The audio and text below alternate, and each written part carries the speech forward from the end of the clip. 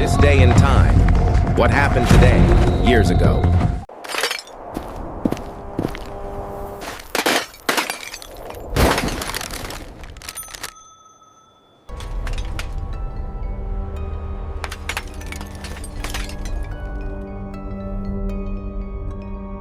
The summer of 1947, a time held suspended between the raw trauma of a global war and the chilling dawn of a new, uncertain age.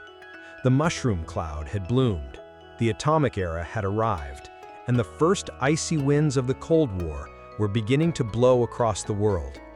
In this atmosphere of profound transition and pervasive anxiety, something happened in the stark, wide-open spaces of New Mexico. An event so strange, so fleeting, and so quickly obscured that it would lodge itself deep within the public imagination, sparking decades of fervent debate and persistent speculation that continues to this day. Our story centers on Roswell, New Mexico. In 1947, it was a small, somewhat isolated town on the edge of a high desert plateau, notable primarily for being home to the Roswell Army Airfield. This was a vital military installation, especially significant as the base for the 509th Bomb Group, the unit that had recently changed the course of history over Japan. Life at the base was focused on the strategic priorities of a nation navigating a complex new world, its secrets held close in the desert air. But in early July of that pivotal year, the predictable routine was about to be dramatically disrupted by something entirely unforeseen, something that drifted down from the vast, empty sky. It began quietly, almost insignificantly. W. Brazel, a rancher working his immense property roughly 75 miles northwest of Roswell, stumbled upon a scattering of peculiar debris. It lay spread across his remote pasture, unlike anything he had ever encountered. Witnesses would later describe strange, lightweight material, fragments that felt like foil, yet were incredibly strong, almost indestructible, along with beam-like pieces marked with odd symbols or markings. At first, Brazel didn't attach much importance to the scattered wreckage. Perhaps it was just some military junk from the nearby base. However, the region had recently been abuzz with reports of strange aerial phenomena, sightings of fast-moving, unconventional objects darting through the sky.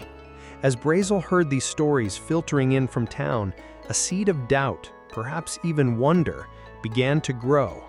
Could the peculiar material scattered across his ranch be connected to these mysterious aerial visitors?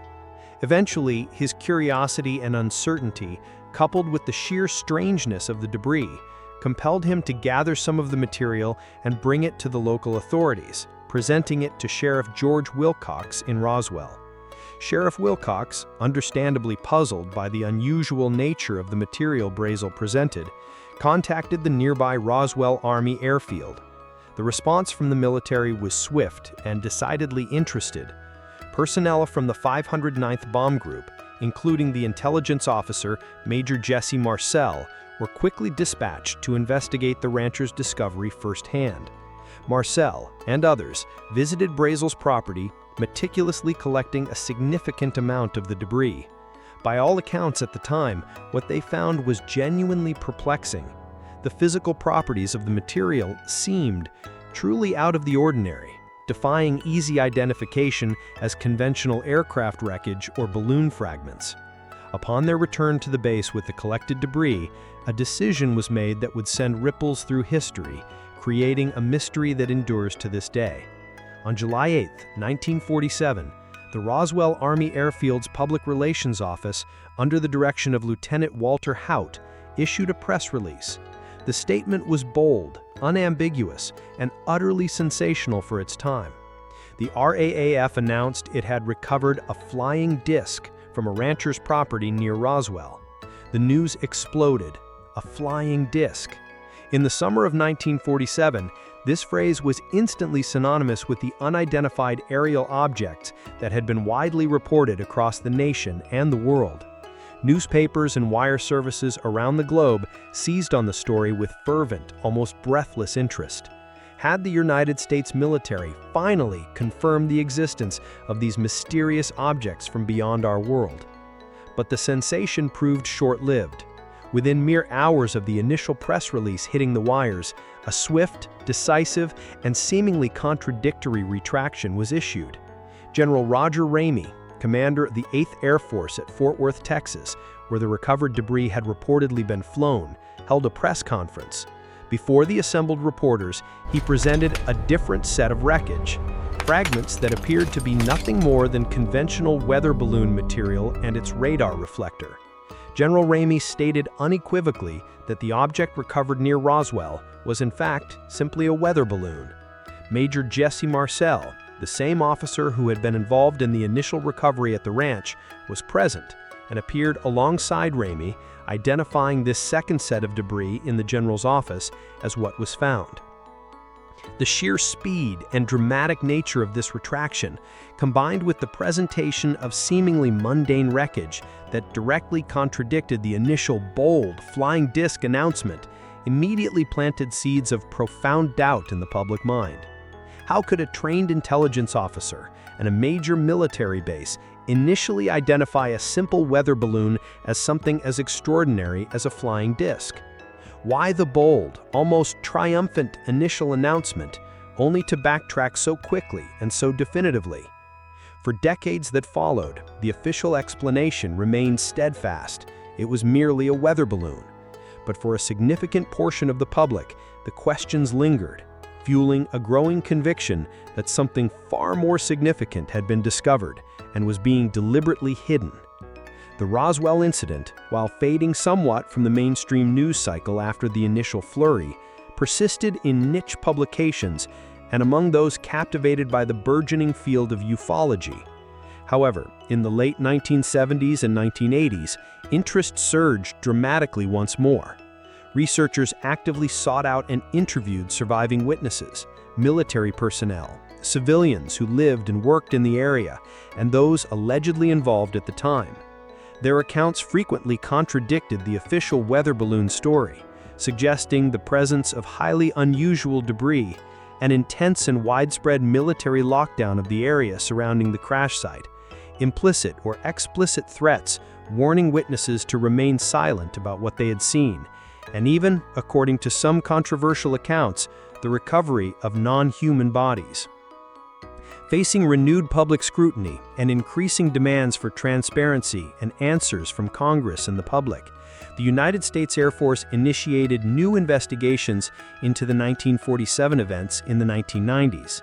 These investigations culminated in the release of two key reports aimed at finally resolving the long-standing mystery and laying the Roswell questions to rest.